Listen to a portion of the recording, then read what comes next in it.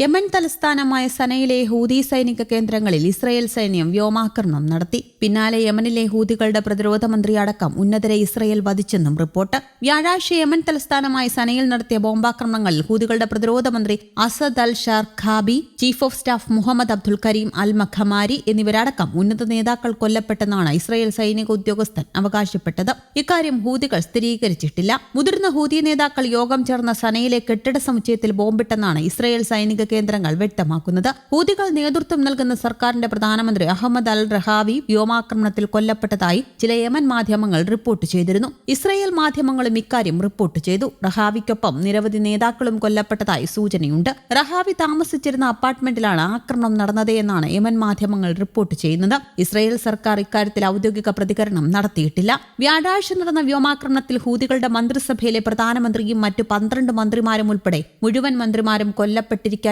സാധ്യതയെന്നാണ് Israel പ്രതിരോധ സേന വിലയിരുത്തുന്നത് എന്ന് ചില ഇസ്രയേൽ മാധ്യമങ്ങൾ റിപ്പോർട്ട് ചെയ്തു.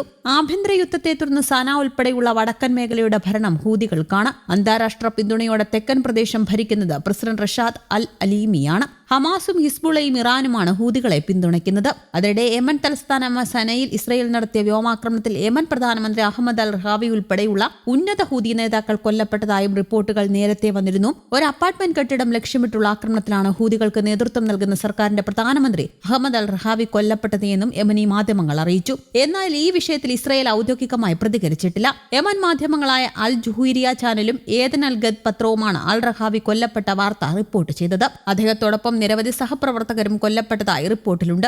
യൂറോന്യൂസ് റിപ്പോർട്ട് പ്രകാരം ഒരാഴ്ചയ്ക്കിടെ ഇത് 2ാം തവണയാണ് ഹൂതികളുടെ നിയന്ത്രണത്തിലുള്ള സനയിൽ ഇസ്രയേൽ വ്യോമാക്രമണം നടത്തുന്നത്. കഴിഞ്ഞ വ്യാഴാഴ്ച നടന്ന ആക്രമണം ഹൂതി രാഷ്ട്രീയ സൈനിക നേതാക്കളുടെ യോഗം ലക്ഷ്യമിട്ടായിരുന്നുവെന്നും റിപ്പോർട്ടുകളുണ്ട്. 2014 മുതൽ യമനിൽ ആഭ്യന്തര യുദ്ധം തുടരുകയാണ്. തലസ്ഥാനമായ സന ഉൾപ്പെടെയുള്ള വടക്കൻ പ്രദേശങ്ങൾ ഇറാന്റെ പിന്തുണയോടെ ഹൂതികളാണ് ഭരിക്കുന്നത്. തെക്ക് ഏദൻ ആസ്ഥാനമായുള്ള അന്താരാഷ്ട്ര അംഗീകാരമുള്ള സർക്കാർ ഹൂതികളുമായി യുദ്ധത്തിലാണ്. ഹമാസ്, ഹിസ്ബുള്ള തുടങ്ങിയ സംഘടനകൾ ഉൾപ്പെടുന്ന ഇസ്രയേൽ വിരുദ്ധ സഖ്യത്തിന്റെ ഭാഗമാണ് ഹൂതികൾ. 2023 ഒക്ടോബർ 7 ഹമാസ് ആക്രമണത്തിന് ശേഷം ഹൂതികൾ ഇസ്രയേലിനെതിരെ യുദ്ധത്തിൽ സജീവമായി പങ്കെടുക്കുന്നുണ്ട്. ഇസ്രയേലിലേക്ക് മിസൈലുകൾ അയക്കുകയും ചെങ്കടലിൽ കപ്പൽ ഗതാഗതത്തിന് ഭീഷണി ഉയർത്തുകയും ചെയ്തിരുന്നു. ഇതിന് പ്രതികാരമായി ഇസ്രയേലും അമേരിക്കയും ഹൂതികൾക്കെതിരെ നിരവധി തവണ വ്യോമാക്രമണം നടത്തിയിട്ടുണ്ട്. അതിന്റെ തുടർച്ചയെന്നോണമാണ് ഇപ്പോഴത്തെ ആക്രമണവും. ഇസ്രയേലിലേക്ക് ഹൂതികളുടെ ഭാഗത്തു നിന്ന് ഡ്രോൺ ആക്രമണം ഉണ്ടായെന്നും ഇതിന് മറുപടിയാണ് ഹൂതി കേന്ദ്രങ്ങൾ ആക്രമിച്ചത് എന്നും ഇസ്രയേൽ സൈന്യം അറിയിച്ചു. അതേസമയം പലസ്തീനിലെ ഗാസയിൽ ഇസ്രയേൽ സൈന്യത്തിന്റെ വെടിവെപ്പിൽ 16 പേർ നേരത്തെ കൊല്ലപ്പെട്ടു. ഗാസ സിറ്റി പൂർണ്ണമായും നിയന്ത്രണത്തിലാക്കുന്നതിന്റെ ഭാഗമായി ഇസ്രയേൽ സൈന്യം വ്യാപക ആക്രമണം തുടരുകയാണ്.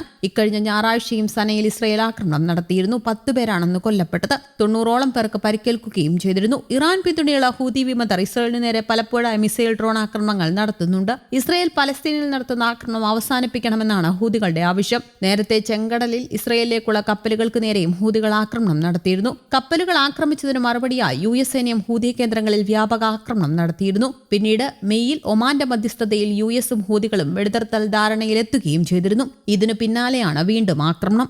News desk, Kerala Kaumudi.